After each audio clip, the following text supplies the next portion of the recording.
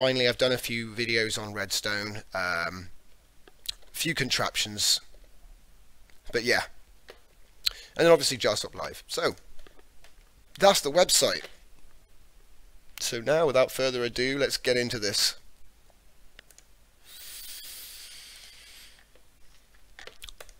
Now, what I've got here is snow. So let's just do a weather clear command. And we'll just wait for the snow to disappear.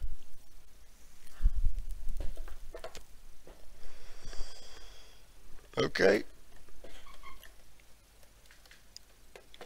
The sky looks awesome. Look at that galactic spiral arm. Isn't that amazing? Minecraft's come a long way. I mean, it's all due to texture artists. I mean, if I look up there, you can see it slightly moving. But that's not what we're here today for. Today we're here to look at these.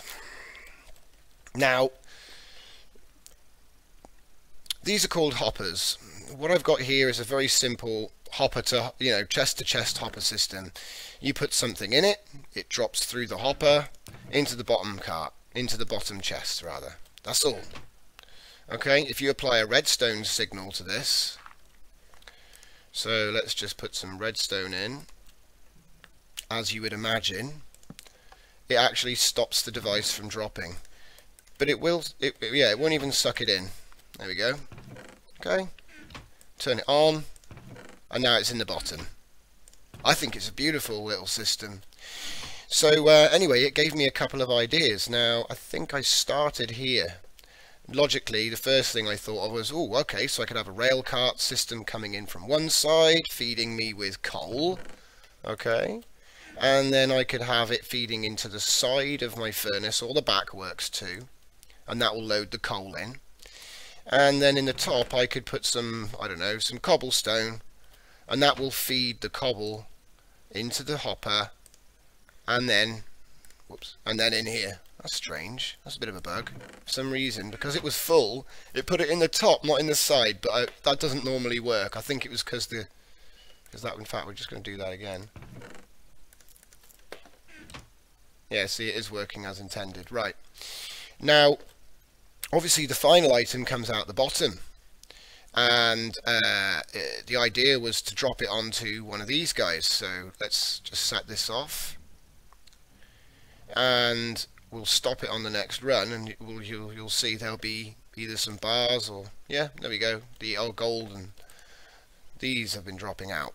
Okay, now what's all this business? Why is there a comparator coming off the side of the furnace and the dropper? Well, and then more so, why is it powering up these lamps?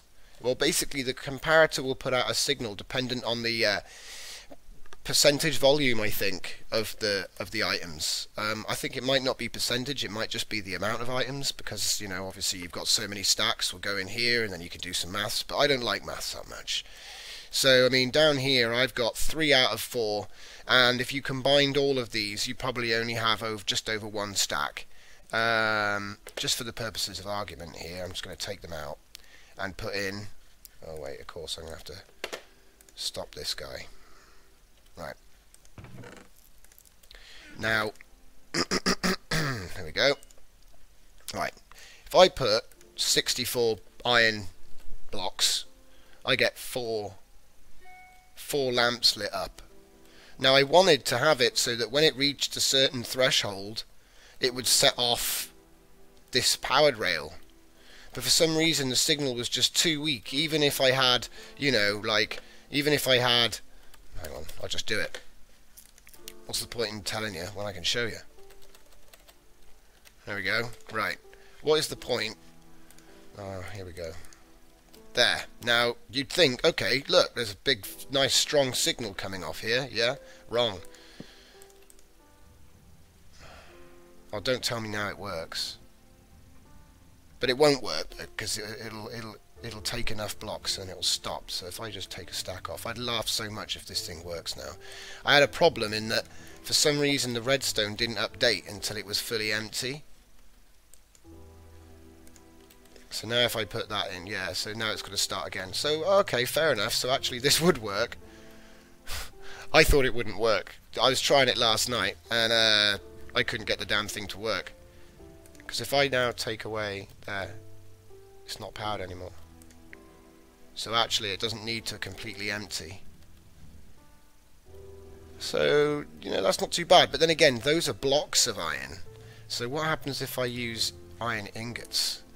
Okay. Right, so let's just get rid of this. 3 lights it up. Oh, this is just really weird. It's not lit up. So basically, as soon as it hits the 3rd stack of iron ingots, it's going to fire the cart and start unloading. Alright, fine. So now this works.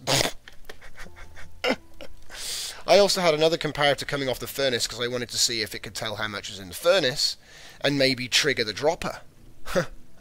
Just automation for automation's sake, really, because in this situation now, as I can see, you don't need to know how much is in the furnace because it'll just continuously drop. So, interesting thing about the furnace though was that if it's empty, yeah, it's got 1 thing in it now, but say this is full of coal, you get 4. If it's now also full of, say, I've got nothing else. Okay, I'm going to put, no, it won't let me put it in there. I need some cobble. There we go. Right, if I just put this in here, oh, that wasn't a full stack.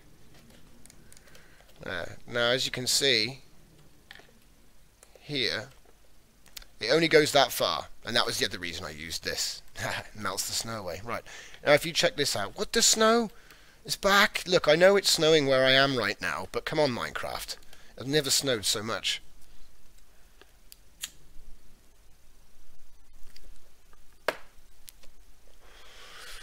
So yeah, guys, basically what I've found is that you can get away, you can make some serious automation by having comparators coming off of these, because, you know, you can work out, for example, how long it takes to do a full smelt of this many items. Load this already, hide it all in the wall, and then you've got your door trigger, or your spawner gates, or whatever.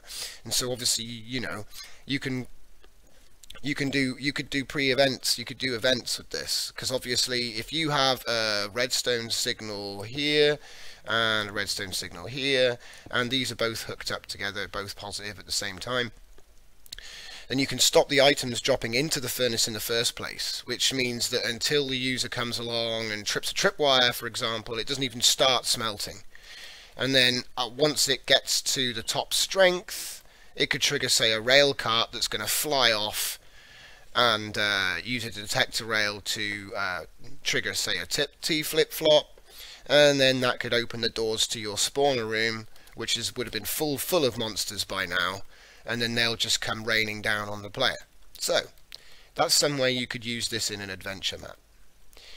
Over here I've just got another powered rail with a thing, just so it will bounce backwards and forwards, and I think I had to put a repeater, another one in there, just to make sure it didn't get stuck. So as you can see here, we've got some iron blocks now, because I put them in here. Right, so that was the first contraption that I made using the dropper. The second contraption I made using the dropper was here. I thought, I want to make it quicker. I want to make it quicker to drop all my items down into the chest. I want to see how fast I can unload this rail cart. So I put some items in here, it starts unloading into the cart, and this is the point, I think this is the reason that you need a comparator coming off of the cart, or maybe the chest, so you can determine when the cart is full. It'll be harder coming off a chest, because obviously there's more items in there than the chest will take, than the cart will take. But if I put a comparator off the back of the cart there, unless it was on a detector rail, it won't actually tell me how much, it won't give out a signal unless I've got a detector rail, and of course I can't start it from a detector rail, so unless I'm going to use like some kind of piston to pull away the detector rail and another piston to push the block across so the cart goes onto the powered rail, which is powered and then has a block behind it so shoots off, but then I need another detector rail to put the block back and put the powered rail back.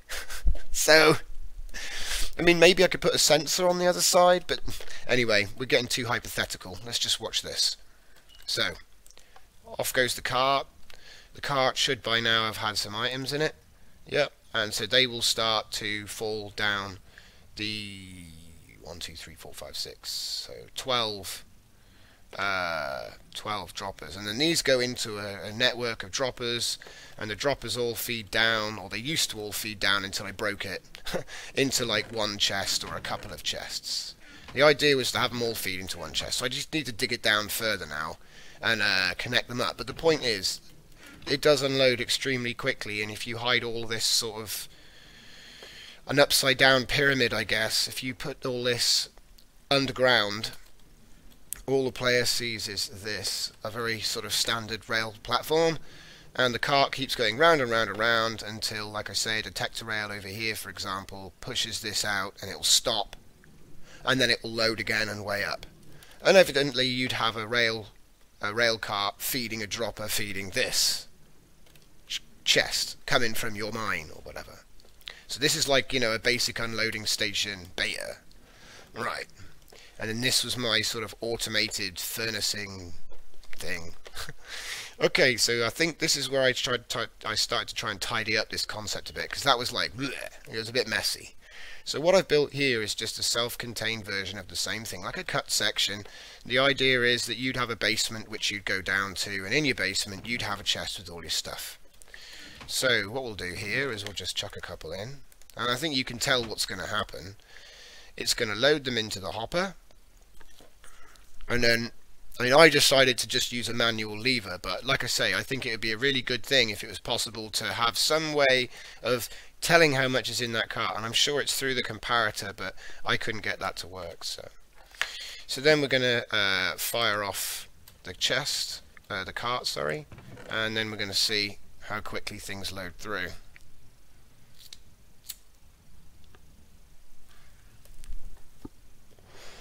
Now, it's not like Tekkit speed by a long shot. It's not Railcraft speed either. Railcraft loads, but that's because it's sitting on the loader, and you can tell it to move when it's empty and things like that, and you can't do that with this. We're going to have to come up with some other way, but I'm sure there is a way to do it. I better shut this cart up. Come on, mate. Stop. You can take a break. You can take a break now. You've been working hard, bro. So over here, I think this is actually my first idea for the it's snowing again. It's because I'm in a snow biome. It's snowing, so felt right. So anyway, yeah, it's pretty self-explanatory really. The only reason I made it like this was so I could show you exactly how this goes together. So a lot of people don't know this, but if you put a dropper in and try to click on it, it'll just put the rail in the dropper. Yeah? That's not what you want. So a little trick with lots of these sort of items, you put a block behind, and then you click on the face of the block behind. It's an old trick, and they've been doing it for a long time, and that's how you would put a rail on an item that has an inventory. But anyway, and off it goes, and it'll happily unload. Okay, so I've just seen, I've seen a few snapshot tutorials, and they hadn't figured that part out. But it's cool because, like I say, it's a weird functionality that a few of the things in the game still have. Here I had just played with this light sensor. As you can see, I've got a current coming off of it because it's daytime, which is then inverting this torch, which is then not powering any of these lamps. Pretty standard. As soon as it gets dark, the torch will come on and the lights will work. Okay, real simple. Here is my demo for the comparator. It is sitting on. It is actually sitting on. I got to get another one now. Pick block doesn't work on that cart. I forgot about that. So if I put the Minecraft cart with hopper there and then put some ingots in, it's giving out a signal. Okay, and that is how we can use, you know, we can use some kind of gate. We can trigger a gate when the cart is full as opposed to empty, thereby letting or closing a gate to bounce the cart back if it's still got items, but allowing an empty one out. So That's that. Now here I tried to play a little bit with the automation. I mean, obviously I'm not using any special timing here. The idea was that you'd have a cart. The player would put in his items, say his offering. I'm going to give him 64, and then he'd kick it off down the rail. A trigger, I was going to use a detector rail and some timing to set this off. Oh great, it didn't even work, did it? Give him the intro. So let's see. It's because it didn't quite go in far enough. But basically, this will kick off round the corner where they can't see, and maybe trigger a command block or something like that. So yeah, that was that idea. Because obviously if you don't put enough in it, you won't get a redstone signal. See? And obviously if they're not generous enough, it won't fully light up. You need to put at least 2 stacks in to reach this objective. Yeah? See, if I go ahead and take that stack out, you don't get it. And you only get 1 chance because the rail doesn't come back. So it makes it an interesting thing for puzzle makers. Okay. Gives you another degree of intricacy, especially if they've got to go round a bunch of parkour challenges to collect the bricks in the first place. Anyway. We doing this? Yeah, right. You got to imagine for me that this section in the middle is actually a tunnel of as far as the spawn limit goes. Okay, I don't know what it is, but I guess there must be one. You know, I bet if I go up to the sky now, here we go. We're going to go all the way to 250, and I'll drop a few iron blocks and see if they're still on the floor when I get there. Because I'm thinking you don't need to use rail carts for everything. Just use a rail cart to an unloader, rail cart to a dropper, and then you could use that. Oh, nearly there. So I was thinking you could use a rail cart to a dropper, see? And basically, instead of having a section that transports your items down, you could actually have a dropper which just delivers them into some hoppers at the bottom. So it's easy. So what I'm saying is, yes, you need the rail carts to go up, but you don't need them to go down. Okay, you could just have the rail cart flat on the ground floor. But anyway, basically, I'm now going to head down. So let's get the head up. Right, let's just drop a bunch of items. Okay, and now let's see where they went. Oh no. Now that was a fail. I picked them up. Do you know what? I'm not going to know if this works, am I? Oh crap. Okay, right, so from here, let's do it again. I've got to give them some time. Oh, I know, I'll just move to the side. There we go, and go, drop. I think they despawned already, haven't they? Oh no, no! Look at that! They made it! Now, if this is obvious to you, I apologise for being so amazed, but I just imagined that these items would despawn. Ah, wait, I was close enough to them, because of course I fell down next to them. Right, I'm going to do it one more time, only this time I'm going to drop them, and then I'm going to wait. Oh look, you get a sneak preview of what we're looking at next. Yes, I have got an automated minecart system that brings everything up and unloads it all. Yes, I have. Right, are we there yet? Nearly there. You know you're there when it looks like space. Yeah, that'll do. So, oh look, the sun's coming up. Oh god, that's really drunk. Okay, so let's drop him.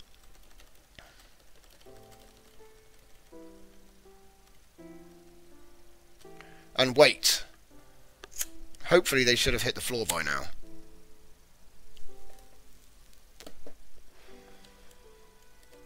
Let's find out.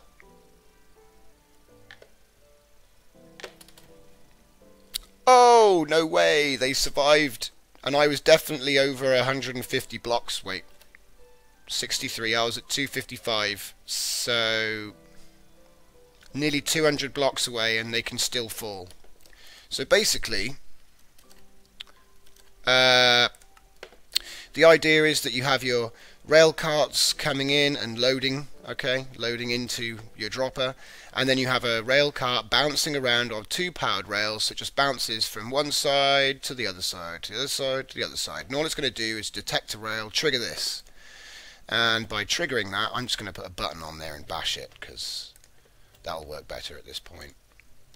Oh wait, I can't put one there, can I? Because of the rail. Anyway,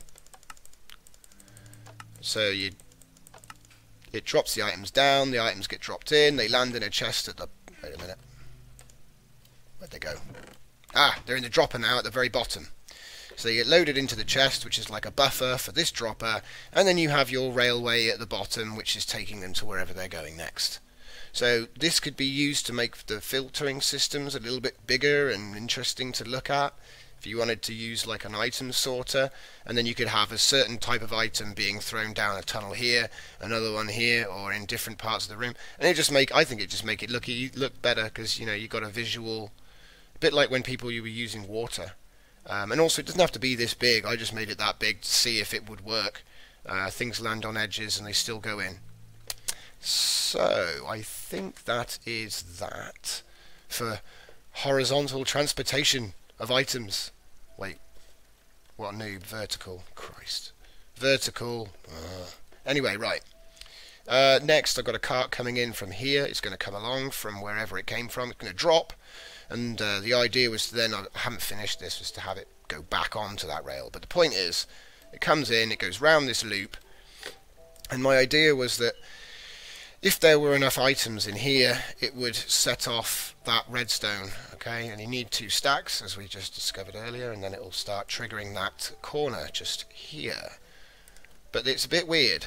It doesn't actually work until it updates. So, for some reason, I can put items in, and it's powered. I take them out, they're okay. But if I do it when the cart's moving... Oh, crumbs. That was the other thing. This kept on turning the wrong way round. Like, really, I wanted it that way. But it won't go that way. Maybe there's something I'm missing here which makes it go that way. But for some reason, if I was to put current in here... See, on is a circle, off is going off that way, right? So I guess the simple thing to do would be to actually invert this. Okay, so let's just put that there, and take a thing, and then get a torch. Where's a torch? Take that, and that. There we go. Right. Okay, and then we get the rail cart finally. Put him on here. Give him a kick. There's no powered rail. There's no powered rail here. Jeez. 2 seconds, people. I'll fix it. And... Right. It's doing alright though, to be fair.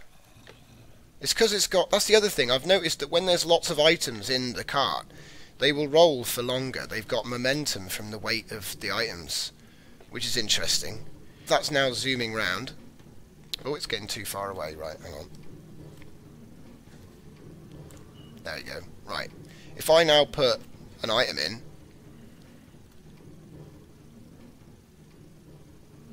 see,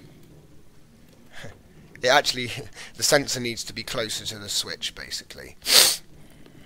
But you can see it is working. It's triggering it for just enough time, and if you can see, it stays open until the cart reaches here. So as long as the detector rail is there, and you can figure out how to wire that up, because there's not much room, you'd have to make it smaller, but basically that's going to let the cart out. And it'll be nice. That'll work really well. And obviously, if you don't have as many items, it's not going to trigger it at all. So you've got a way to filter full carts from empty carts and send them to different destinations by using the comparator, redstone, detector rails, and switch junctioning. So yeah, that's nice and easy. Right. I think that's the... Oh no, I've got one more thing. Yeah, this is where I was just trying to experiment with the timing. So once this guy comes on here, he gets... Come on. He goes round. And at the moment, as you can see, it's doing nothing. As soon as I go and put some items in, it'll give me a weak signal. But it is enough to trigger this. Obviously, they're in the wrong place. I should have put them in a different orientation. But this was just a little trial experiment I did over here. I think I may have done that before I did the one I just did. So, but anyway, so finally, this is the final thing I ended up with. It works quite well. Let's get some more. Right, I'd be mining down here. Yeah, so I'm down the hole. I'm doing some mining. I've got a bunch of ore. I come up here, and for some reason I have not got any ore on me, even though I just picked it up. Okay, right, well it doesn't matter because we're in creative mode anyway, so there we go, loads of ore. Right, so now we fill up. Hello? Can we not control click things in? There we go. Right, shift click even. Right. So now that's got a bunch of stuff in it. I'm going to click go, and up it goes. Now I will say something.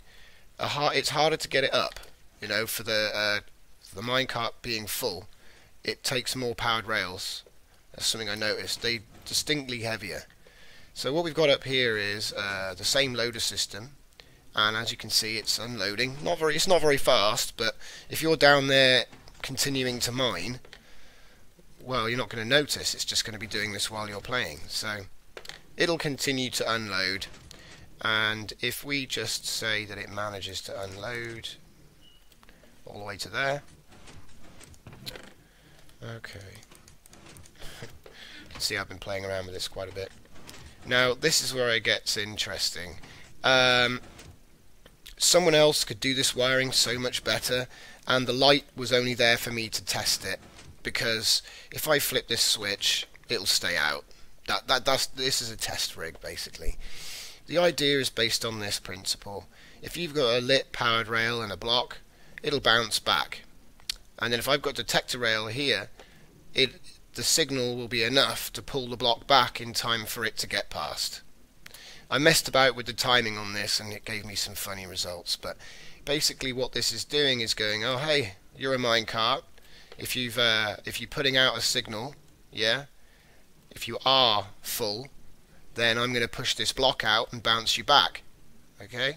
If you're empty, it's not going to push out a signal. Right? And normally this would be closed. Yeah, closed.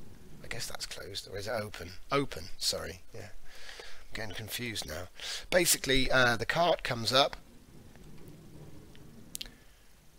and there you have it. So an empty cart will just continue to bounce backwards and forwards. So you have a lever down here to load it up. I want to load my cart. Wait. My cart's here. Okay, I put my stuff in my cart. Go cart. Off it goes. Meanwhile, back at your house, see this? It's a bit glitchy, but it works. So it's actually because as it leaves the detector, it's, you know, it's actually still. See, I thought about using a repeater with a 1 tick delay there. I'll show you what happens.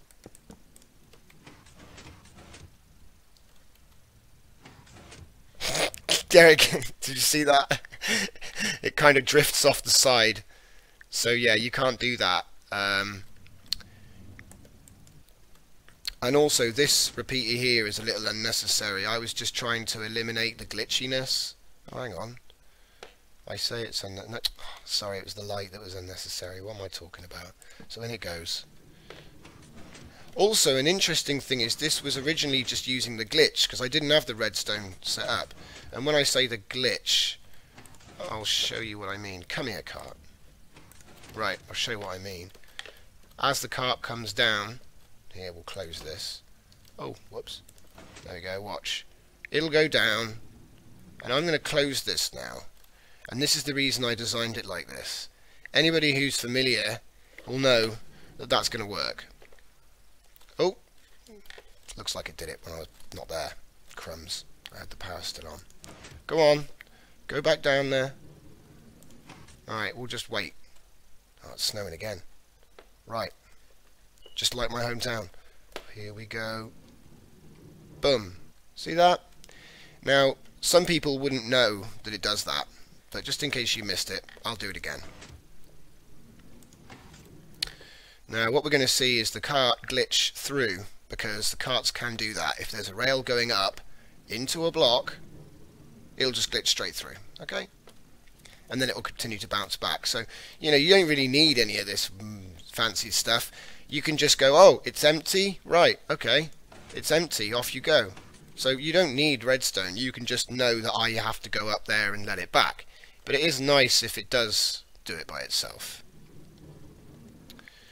So anyway, I'm going to put some ore in here and turn my manual thing off, so you don't need the switch. If you want to rely on that timing, that'll keep it all the way up until it's practically empty. And then when it's practically empty, you want to take it down so you can fill it up. It's quite cool. See, I would like it if I could put, say for example, I could put like one bit of cobble, and then it'll only allow cobble through. I mean, maybe that is how they work. I haven't really had a chance to go further. And no, it hasn't. No, it's gone. See, I was hoping that there'd be a way to set a filter for each of the hoppers, so it could only, you know, so you could say, oh, I only want coal to come into this chest, I only want iron to come into, because that would make things so much easier, because then you could use one railway to feed everything. But it is just a snapshot, so I'm sure they're going to put more improvements in. But yeah, so that's my automated unloading for miners. Yeah. And then obviously we already showed you the horizontal system, so you could have it throwing ingots back down to your base downstairs, so you don't have to come back up to craft, you know, following being smelted. See, you can really do a lot with this. You know, you could build a big old shaft right down to the bottom, and then you could have a minecart coming up the inside of your spiral staircase. All the items get fed through to a sorter. The sorter then feeds your furnaces. The furnaces then fill in, you know, and then you could have your items being chucked back down at you. You could have a gold rain set up in one of your shafts, like the big one I did over here. You know, obviously if the feed here is coming from your furnace, these are all going to be all gold and iron bars, and they can just fly down. They don't have to land in the hoppers. But anyway. Although, you could have them landing here. Whoa! But anyway, so that's enough for 13 week 3A. I mean, it's probably going to be a new one coming out tomorrow anyway, so I'll keep an eye on it. But until the MC Patcher or unless MC Patcher and Misa are actually still working for that, and they should be with the changes that have been done to texture packs, which is another thing. If you want to use texture packs on the snapshot, you're going to have to use the beta MC Patcher release. But I think that is everything. So, oh, there is one more thing. My 5th weather clear command. Basically, if I come, see these lights, it's night time and they're on, yeah? Around the back of the wall, see that? Oh, it's see, it's so easy. This thing makes it so easy. And like I say, the sun's coming up, so give it a minute. Oh, look, because it's in the shadow.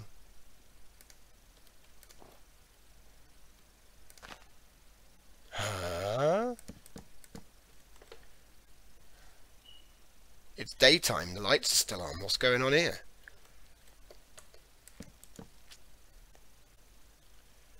Are they not being inverted?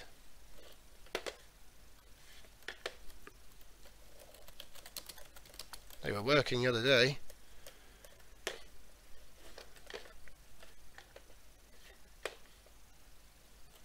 Oh, no, it was nearly sunset. The sun was over there. But still, where's the other one? Yeah, the other one's off. Obviously, I've done that wrong. Oh, I see what I've done wrong.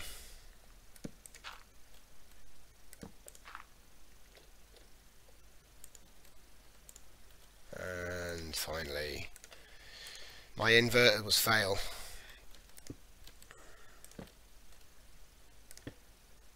Fixed. And then hide that. You know?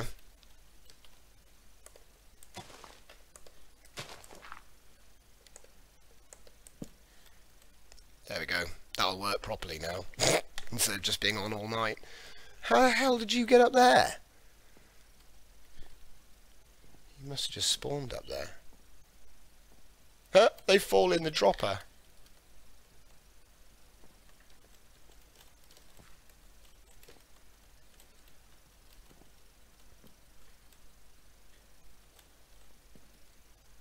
That's weird. Alright guys, you're getting pushed off.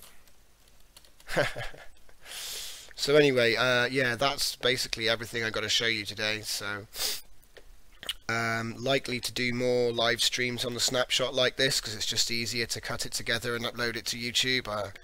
And also I'll be doing some more stuff, other Minecraft related stuff.